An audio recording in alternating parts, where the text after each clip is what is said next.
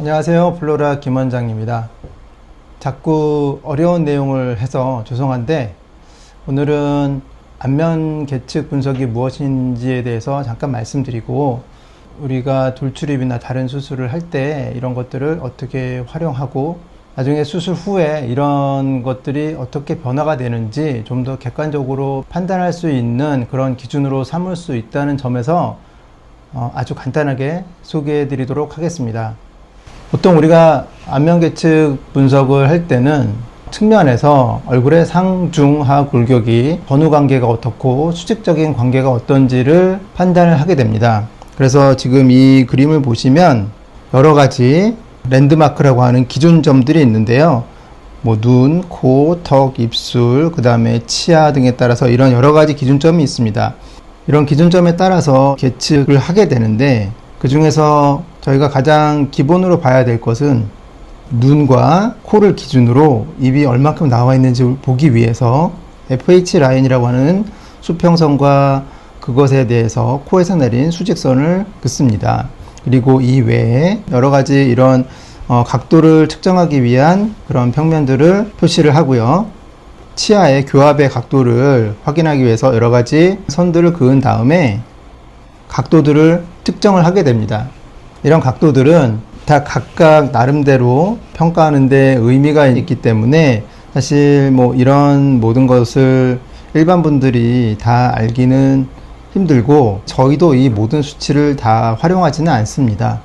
여기 나와 있는 이 각도의 대략적인 수치들은 뭐 이런 식으로 표시가 될 수 있다는 것만 아시면 되고요. 돌출입에서 중요한 것은 이 치아 사이의 각도, 그 다음에 앞니의 각도와 아까 말씀드렸던 FH 라인에서 수직으로 내린 선에 대해서 A 포인트와 B 포인트 이런 부분들이 얼만큼 앞으로 나와 있는지 뒤로 들어와 있는지 이런 것들이 실제로 저희가 환자분들을 보는데 중요한 포인트가 되겠습니다. 이 3D 모델에 해당하는 환자분의 측면 얼굴 사진이 되겠습니다. 물론 이 사진을 보셔도 입이 굉장히 많이 나와 있다가 상당히 많이 개선된 것을 확인할 수 있는데 사실 이 그림만 가지고는 골격의 변화가 어떤지 알기 힘들기 때문에 측면 CT 사진을 여기다가 중첩을 시켰고요. 이것이 아까 말씀드린 안면 계측 분석을 위한 엑스레이와는 약간의 차이는 있지만 치아나 턱선을 판단하기에는 오히려 안면 계측 분석 엑스레이보다 이 CT 사진이 좀 더 명확하게 보여주기 때문에 이 사진으로 안면 계측 사진을 대치하도록 하겠습니다. 눈 밑을 지나가는 FH 라인과 거기에 수직으로 코에서 내린 수직선, 이것이 저희가 돌출입 수술의 효과를 판단하는데 기준이 되는 가장 중요한 선이라고 할 수 있고요. 수술 전후 사진에 그 FH 라인과 그의 수직인 N 퍼펜디큘러 라인을 그려보았습니다. 이 선을 그려놓고 보면 좀 더 명확하게 이 포인트 A 부분이 이 선보다 훨씬 많이 나와 있는 상태에서 거의 같은 라인으로 뒤로 이동된 것을 알 수가 있고요. 아래턱의 경우에는 수술 전에는 아래 잇몸이 나와 있고 턱끝이 뒤로 후퇴되어 있기 때문에 어떤 부분이 B포인트라고 정확하게 지목하기가 힘든 정도였지만 입이 들어가고 그 다음에 턱끝이 전진된 후에는 확실하게 뒤로 오목하게 들어간 B포인트가 형성이 되어 있고 그 포인트는 N 퍼펜디큘러 라인보다는 상당히 뒤에 위치한 것을 알 수 있습니다. 연부 조직으로 측면 분석을 할 때 많이 쓰는 리케체 E 라인이라고 해서 코끝에서 턱끝을 연결한 선을 이어보면 수술 전에 돌출입이 심할 때는 이 라인보다 윗입술, 아랫입술이 뭐 한 3mm, 4mm 정도 앞으로 많이 나와 있는 것을 확인할 수가 있고요. 수술 후에는 거의 동일선상에 있는데 살짝 닿아 있거나 약간 뒤에 있는 그런 이상적인 수치로 바뀌어 있습니다.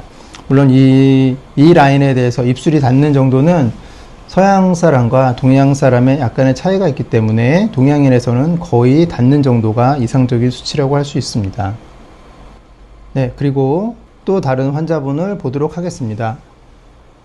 좌측의 CT는 수술 전이고 우측의 CT는 수술 후 교정 완료 그리고 플레이트까지 모두 제거한 후의 CT입니다. 그리기 가이드를 넣어보면 이제 수평 수직선을 훨씬 더 우리가 쉽게 볼 수 있는데, 아까 말씀드렸던 FH 라인과 거기에 수직인 N 퍼펜디큘러를 그리면 이런 모양이 되고요. 포인트 A와 포인트 B를 이렇게 빨간 점으로 표시해 보았는데, 수술 전에는 이 N 퍼펜디큘러 라인보다 앞에 나와 있던 포인트 A가 수술 후에는 거의 같은 선상에 위치하고 있고, 포인트 B의 위치도 약간 뒤에 있던 것이 조금 더 뒤로 이동을 하게 되었습니다. 그리고 턱 끝에 위치인 포고니온은 포인트 B보다 더 뒤에 있던 것이 포인트 B가 뒤로 이동을 하고 턱 끝이 앞으로 전진을 하면서 서로 위치 관계가 역전이 되어 이상적인 턱끝 모양으로 바뀐 것을 알 수 있습니다. 이 라인을 다시 그려보면 이런 식으로 수술 전에는 코끝과 턱끝을 연결한 선보다 입술이 위아래 모두 훨씬 앞으로 나와 있었지만, 수술 후 그리고 교정을 모두 마무리한 후에는 이렇게 윗입술, 아랫입술이 모두 이 라인과 살짝 닿아 있는 그런 이상적인 위치로 바뀐 것을 알 수 있습니다. 물론 지금 말씀드린 포인트 A, B의 전후 위치 변화 외에도 여러 가지 지표들의 변화들이 많이 있지만, 사실 이런 것들을 모두 다 여러분들한테 설명드리기에는 너무 내용이 복잡하고 사실 이 모든 것을 다 아실 필요는 없기 때문에 오늘은 조금 간단하게 요약을 해서 알려드렸습니다.